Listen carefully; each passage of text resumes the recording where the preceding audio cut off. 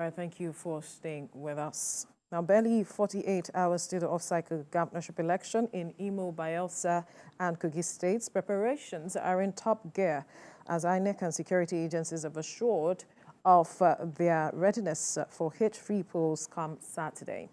Now, governorship candidates in the three states have signed a peace accord promising to ensure a smooth electioneering process. The peace accord, which is organized by the National Peace Committee, is headed by General AbdulSalami Abubakar. In Imo State, Deputy Inspector General of Police Frank Mba assured that the police have done 80% of deployment and is expected to be completed in the next 24 hours. He also noted that the deployment is not to intimidate voters, but to create a safe environment for the electorate to exercise their franchise. Well, joining us in the studio is political analyst Ziggy Ibe, and also joining us from Imo State. Good morning, by the way. Thank you for having me. And also joining us from Imo State is TVC News correspondent Abimbola Agbebi. Bimbo, good morning. Talk to us from where you are. All right, we'll definitely get back to Bimbo as soon as we have her. But let me come to you now, Ziggy. The level of deployment of security personnel and even the Deputy Inspector General of Police, Frank Mba, has said that it is not to intimidate the electorate in the state. But do you think it's as a result of the peculiarities of Imo State we have seen this kind of deployment in the state ahead of the elections? What I feel is during electioneering, building up the elections like this, the security agencies will determine which areas more security has to be beefed up and which areas security personnel will be deployed to. That they are in that job, to knowing where flashpoints,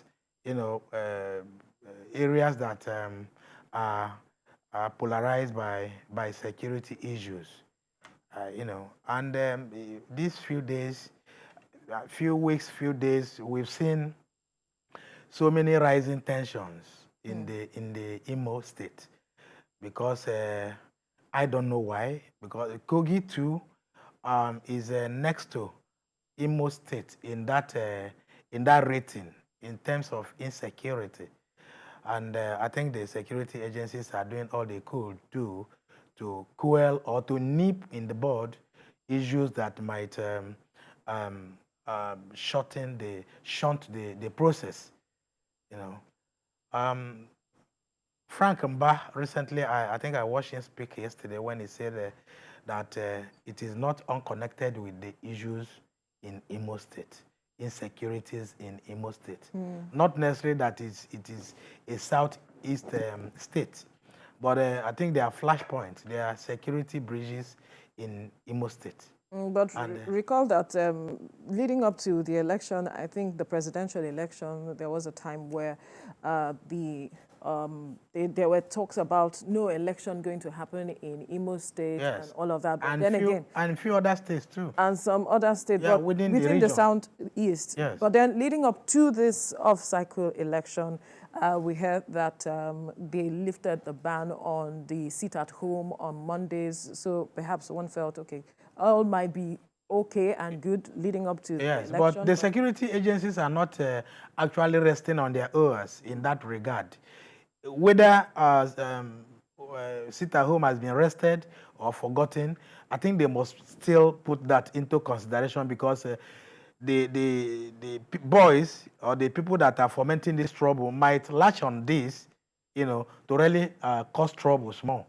So I think their preparation should be far more than what we used to have, And if you look at the way it is, the tension there got heightened again recently when Ajero, yes, the labor man, was attacked.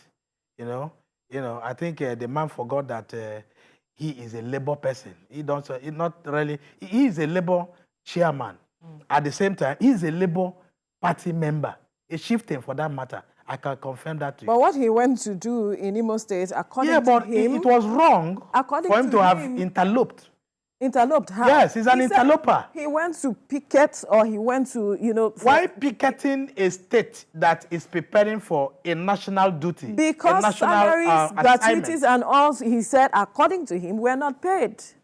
But the governor came out to say he has paid all outstanding dues to the workers. And of course, the workers didn't join Joe Ajaero in his plan to picket the state. They didn't join him. That means they are in solidarity with the governor. So Joe Ajaero actually was working for the other parties. Yes, it's very obvious. Okay, one wouldn't want to say that he got it was good for what he got, but it was a wrong timing, a wrong time for him to have done that. So does he deserve the beating he got? I didn't say so, but I'm saying that he shouldn't have meddled into these electioneering processes, because going to Imo State about the time he went there was wrong. Imo State is actually, Imo State and other secular states were actually involved deeply into making sure that some of these processes are righted. So going there to picket the place means that you have a second agenda. You have another thing in mind. And the people you are saying that they are not being paid said, we have been paid. And the government said, yes, we paid them. And they didn't discontinue what the governor said. So why did Joe Ajaero go there to do? Now he has declared the state. The governor. The governor, yes, non grata. Non grata. But that doesn't matter. It doesn't matter. What matters is that the state must conduct free, fair, and credible election, which Joe Ajaero intended to disrupt. So it was wrong. Well, the Labour Union will vehemently continue to, disagree with you if you... Well, it is my opinion. It's opinion. I'm not speaking for anyone. I'm speaking for myself as Ziggy Ibe. Absolutely. Okay, that's the way I viewed it. Absolutely. So moving away from there, one would wonder why the INEC National Commissioner representing Southeast, ordered the journalists to turn off their cameras, which led to some sort of uproar among the. I'm trying to head somewhere. Among the those who came there, for the party members and also the traditional leaders, chiefs who came there for peace meeting and all of that. In fact, even had the traditional rulers left the meeting and they did not return. What did you make of this confusion? You see, in an elections like this, we have about this time only 3 states that are conducting their own second election. So concentrations are needed. I wasn't there. I read just like you read. I didn't know why he eventually opted for that. But you see, each time issues like this come up, I want to look it from the angle of who is involved. Okay?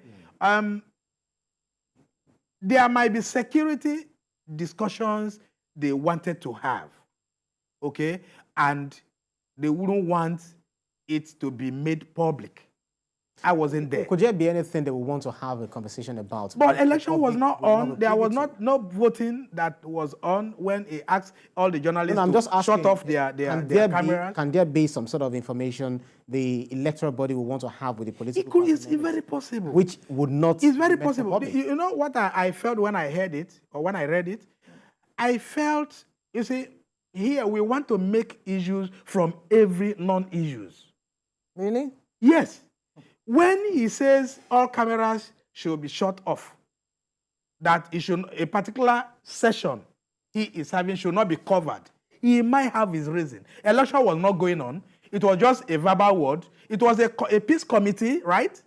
A peace committee was on, and he wanted to pass a message to the stakeholders.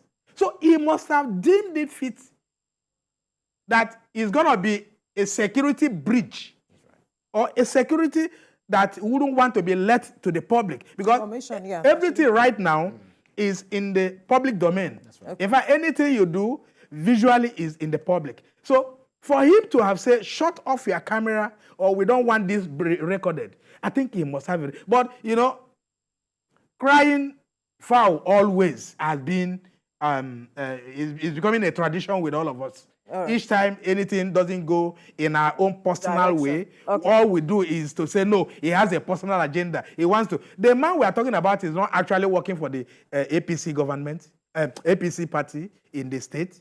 Is an INEC commissioner that who will take charge of all. So he knows certain information, security information you and I wouldn't know. Okay. So he's talking from the standpoint. Okay.